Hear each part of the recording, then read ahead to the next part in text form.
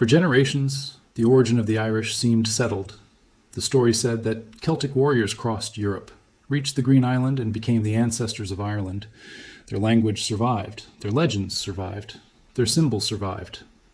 So the bloodline appeared obvious. Then scientists opened 4 ancient graves, recovered fragments of damaged DNA, and watched that familiar story collapse. The first Irish were not Celtic. The farmers who built Ireland's great stone monuments were not the main ancestors of most Irish people today. Even the migration that changed the island most dramatically arrived long before the Celts entered written history.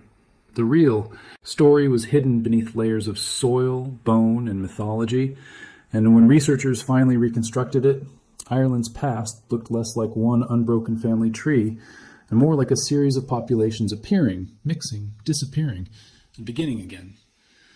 The most important discovery was not a single mysterious gene. It was the scale of change. Ancient DNA showed that Ireland experienced at least 2 enormous genetic transformations during prehistory. The first came with farming. The second came with people connected to the Bronze Age movements that reshaped much of Europe. Later arrivals included Vikings, Normans, English settlers, and Scottish communities. This is why the phrase Irish DNA can be misleading. There is no one ancient Irish genome, no pure Celtic chromosome, and no single migration that created everyone on the island. The genetic history of Ireland is a layered record of survival, replacement, isolation, and contact across thousands of years.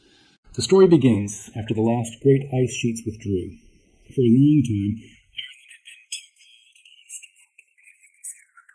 As the climate warmed,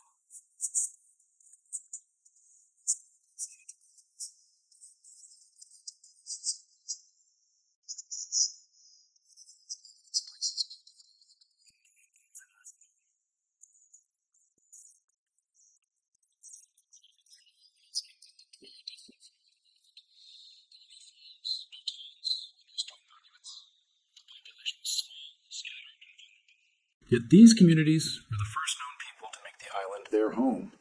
Popular retellings sometimes claim that Ireland's first settlers came directly from Iberia, but the genetic evidence does not support such a simple route. Mesolithic people across Western Europe were related to one another through older hunter-gatherer ancestry, and Atlantic coastlines clearly connected distant communities. However, similar DNA does not prove that one boat sailed directly from Spain to Ireland and founded the population. The first settlers may have reached Ireland through Britain, through coastal networks, or through several movements that left little archaeological trace. Ancient DNA can identify broad relationships, but it cannot turn every similarity into a precise travel map. What these early hunter-gatherers looked like has also been simplified. Across Mesolithic Western Europe, some individuals carried genetic variants associated with dark or intermediate skin pigmentation and light eyes. That surprising combination became famous after reconstructions of ancient people from Britain and continental Europe. But appearance was varied. Pigmentation involved many genes, and Ireland has not produced enough high-quality Mesolithic human genomes to describe every early community with confidence. The safest conclusion is that the first inhabitants did not necessarily resemble the modern stereotype of pale skin and red hair. Those features became common through later population changes and natural selection, not because they had always defined the island. The hunter-gatherers survived for thousands of years, but their world eventually met a force that had already transformed the continent. Farming began in Anatolia and the Aegean before spreading westward through Europe. The farmers carried crops, livestock, pottery, polished tools, new social systems, and ancestry that was genetically distinct from the hunter-gatherers they encountered. By roughly 6,000 years ago, farming communities reached Ireland. Their arrival was not merely the adoption of a useful technology by local foragers. Ancient genomes from Europe show that farming usually spread with migrating people. Ireland followed the same broad pattern. One woman became the key to understanding this change. Her remains were recovered from Ballynahatty, near Belfast, in a Neolithic tomb. She lived more than 5,000 years ago, and her genome was the first high-quality ancient Irish genome connected to the farming period. Genetically, she was closer to early European farmers whose distant ancestors had come from Anatolia than to the hunter-gatherers who had lived in Ireland before farming. She also carried a smaller contribution from Western hunter-gatherers, showing that mixing had occurred somewhere along the long route across Europe or after farming communities entered the Atlantic world. Her genome exposed the first major break in the old story. The people who built Ireland's Neolithic world were not simply the descendants of the island's first settlers who had learned to plant crops. A new population had arrived. These farmers cleared forests, raised cattle and sheep, cultivated cereals, and created permanent landscapes of fields, homes, ceremonial places, and tombs. They connected Ireland to a network that stretched across Western Europe. The island was remote, but it was never completely isolated. Ideas, objects, animals, and people crossed water repeatedly. The greatest monuments of these farmers still stand. Newgrange, Noath, and Douth dominate the Boyne Valley as enormous passage tombs built with extraordinary planning. Newgrange was aligned so that light from the rising winter solstice sun entered its passage and illuminated the inner chamber. The monument is older than Stonehenge's main stone circle and older than the Great Pyramid of Giza. Its builders moved huge stones, organized labor, and expressed a complex understanding of season, ancestry, death, and authority. For centuries, the monuments seemed to preserve only architecture and ritual. Then, DNA from the people buried inside them revealed a social secret. A genome recovered from the most elaborate part of Newgrange showed that the man buried there was the child of a first-degree incestuous union. His parents were so closely related that they were probably brother and sister, or parent and child. Such unions are extremely rare in human societies because the biological and social risks are well understood. Researchers argued that the finding may indicate a ruling elite that treated itself as sacred and separate, similar to royal families in some ancient states that used close-kin marriage to protect divine status. The result did not prove the exact identity of his parents, but it transformed the interpretation of the monument. The Newgrange discovery suggested that Neolithic Ireland may have contained a powerful dynastic group connected to major passage tombs. Genetic relationships linked individuals from distant monumental sites, while shared ancestry patterns pointed toward organized networks rather than isolated villages. Folklore recorded many thousands of years later even associated Newgrange with a ruler who stopped the sun and committed an incestuous union, although researchers cannot treat that legend as a direct memory of the Neolithic event. The resemblance is haunting, but science must separate coincidence, later storytelling, and evidence. For a time, the farming population seemed firmly established. Its people had transformed the island more deeply than the hunter-gatherers before them. Yet the next ancient genomes produced an even greater shock.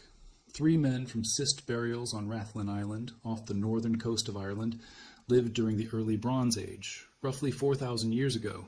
Their DNA did not simply continue the profile seen in the Ballynahatty farmer. It contained a large new ancestry component related to pastoralist populations, whose deeper roots lay in the Pontic-Caspian steppe north of the Black and Caspian Seas.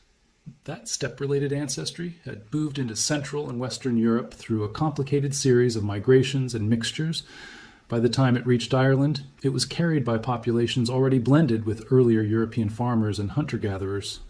Archaeologists often connect the western spread of this ancestry with bell beaker communities, named after distinctive bell-shaped pottery found across Europe.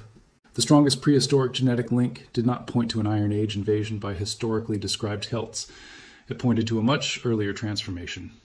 All 3 Rathlin men carried forms of the Y chromosome lineage R1b, which is extremely common among Irish men today. Their exact branches mattered because they tied the rise of modern Western European paternal lineages to Bronze Age population movements. Yet this result must be handled carefully. A Y chromosome traces only one narrow paternal line out of the thousands of ancestors a person has. It can become common through social power, reproductive success, population expansion, or chance. The newcomers brought or accelerated changes in technology and society. Copper and bronze objects became symbols of skill, exchange, and status. New burial practices spread. Long-distance networks connected Ireland to Britain and continental Europe. Gold from Ireland and other valuable materials moved through these systems. Horses became increasingly important in European societies, although the timing and scale of their use in Ireland must not be exaggerated. The Bronze Age was not one sudden invasion scene. It was a long era of movement and transformation, during which communities formed new identities from old and new traditions.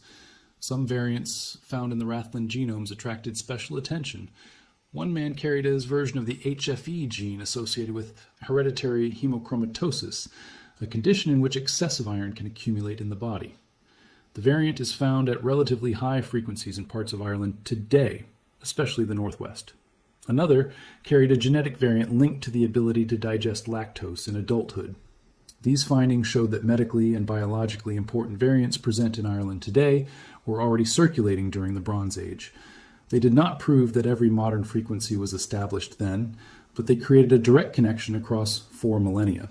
A large modern study published in 2026 mapped hemochromatosis risk across Britain and Ireland and found particularly high frequencies of the major HFE risk genotype in people with Northwest Irish ancestry. The researchers also noted that the same risk allele had appeared in an early Bronze Age individual from Rathlin. That does not mean the variant is a mystical Celtic inheritance, or that everyone with Irish ancestry carries it. Most carriers never develop the same level of disease, and diagnosis depends on genotype, sex, age, and other factors. The finding matters because it shows how population history can influence modern regional health risks. By the end of the Bronze Age, Ireland's genetic foundation looked far more familiar to modern researchers. This is where the Celtic question becomes unavoidable. For generations, schoolbooks and popular histories described the Irish as descendants of Celts who swept westward from Central Europe. The label linked Ireland to the Hallstatt and Latin archaeological cultures, famous for metalwork, warrior elites, and artistic styles. Because Irish is a Celtic language, the simplest explanation seemed to be that Celtic-speaking people invaded Ireland and replaced or dominated the previous population. Ancient DNA has weakened that simple invasion model. There is no strong evidence for a massive Iron Age replacement in Ireland, comparable to the earlier Bronze Age transformation. The ancestry already present after the Bronze Age appears to have remained important. Celtic languages and cultural forms could spread through trade, elite influence, marriage networks, religious authority, or smaller movements that changed speech without replacing most of the population. Languages do not have genes. A community can adopt a new language while much of its ancestry remains continuous. However, the opposite extreme is also risky. It would be wrong to claim that Celtic culture arrived with no migration at all. Ireland's Iron Age ancient DNA record remains limited, and new samples could reveal movements not yet visible. A 2025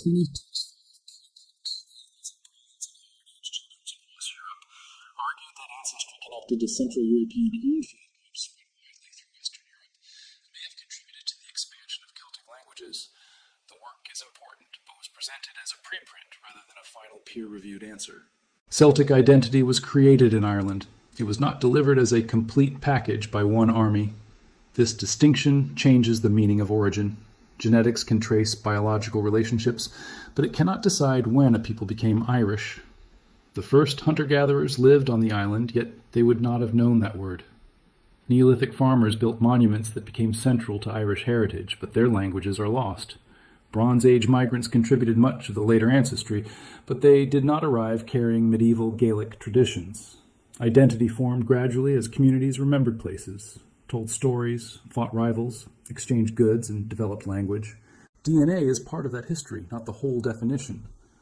When researchers examined modern genomes, they discovered another surprise. Ireland is genetically structured at a fine regional scale. People from different areas share overwhelmingly similar ancestry, yet subtle patterns can distinguish communities connected to provinces, historic kingdoms, and migration routes. The Irish DNA Atlas showed clusters reflecting geography and historical settlement.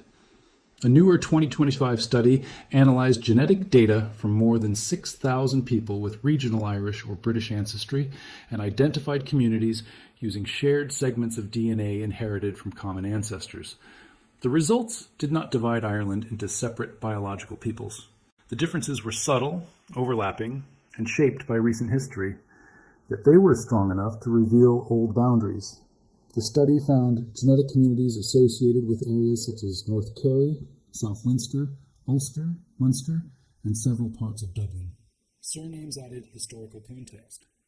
Anglo-Norman surnames were enriched in the Wexford community, while Scottish and Galloglass-associated surnames appeared more often in Ulster.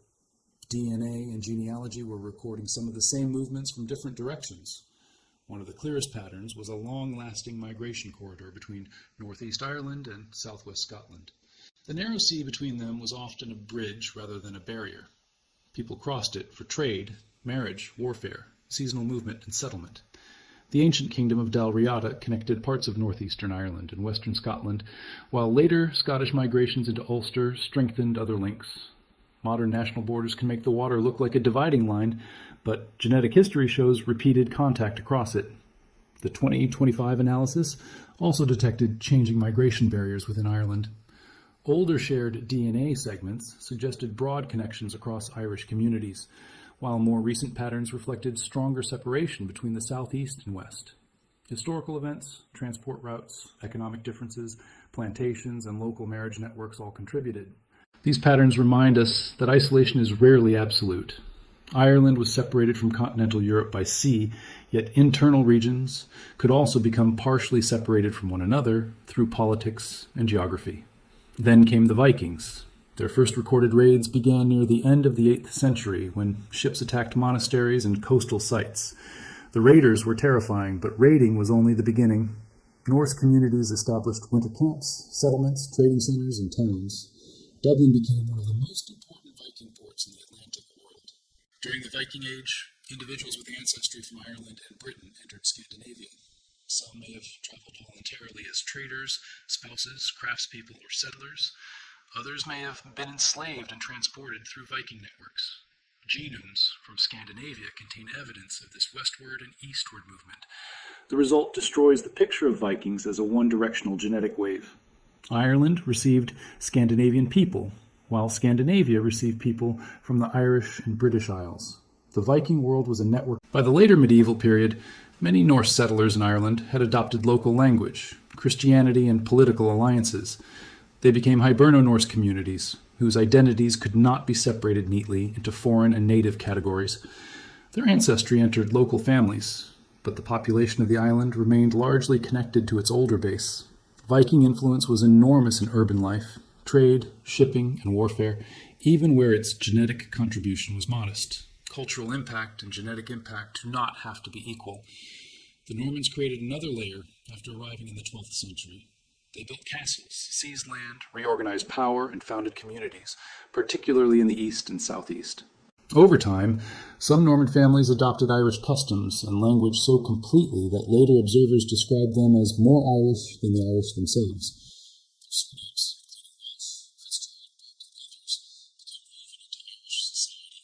Genetic studies cannot assign every surname to one fixed ancestry, but regional surname patterns preserve traces of this settlement. English and Scottish settlement during the early modern period produced further change, especially through the Plantations. Ulster received many settlers from lowland Scotland and northern England. Parts of Leinster and Munster also experienced colonization, displacement, and new land ownership.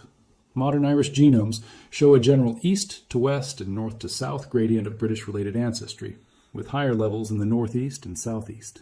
Again, this is a statistical pattern, not a label that can define every individual from those regions. The plantation era also shows why genetic identity can survive despite cultural division. Communities that are close together sometimes married mostly within religious, social, or political boundaries. Over generations, these choices preserved subtle genetic structure. The 2025 demographic study found surname and DNA patterns consistent with Scottish ancestry in Ulster and Anglo-Norman history in Wexford. But no regional group was untouched by older Irish ancestry, and no modern community can be reduced to a single migration. History created overlapping populations, not sealed boxes. Population size left another mark. Ireland experienced war, disease, political upheaval, famine, and mass immigration.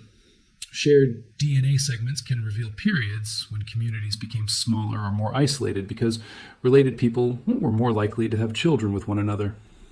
The recent study detected contractions and later recoveries across several Irish and British groups, although assigning every genetic signal to one named event is difficult.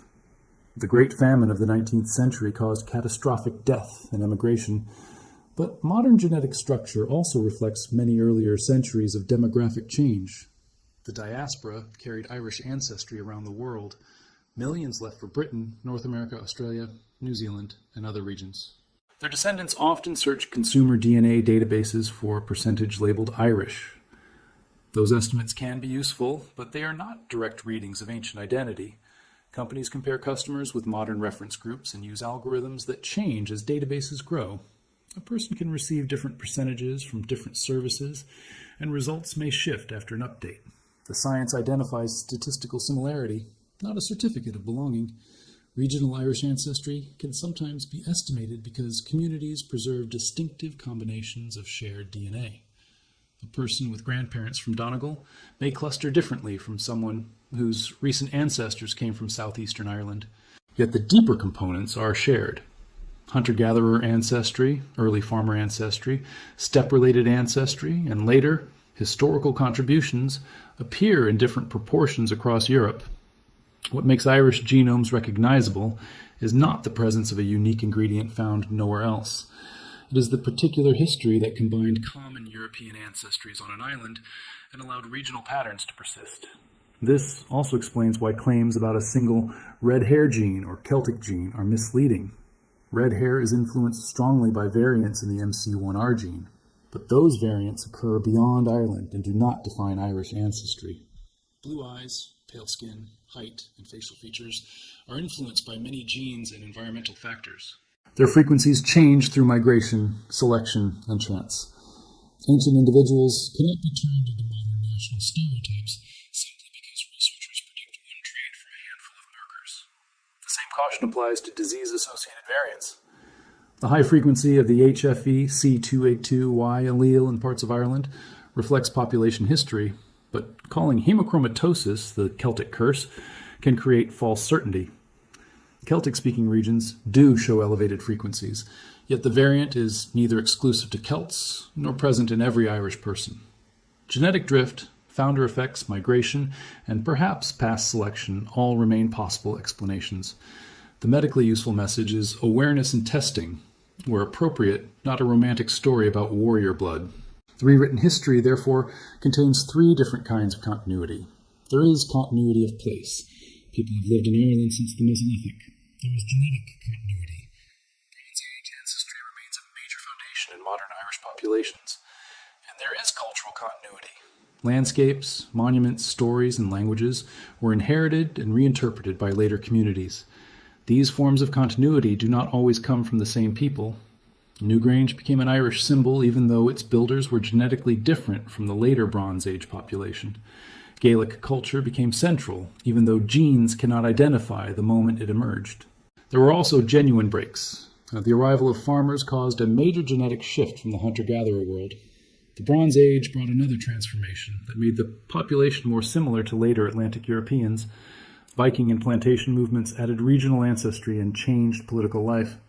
Each layer mattered, but not equally. The DNA record is not a smooth line. It is a landscape of sudden movement followed by long periods of local development. The ancient samples remain few. One Neolithic woman cannot represent every farming community in Ireland.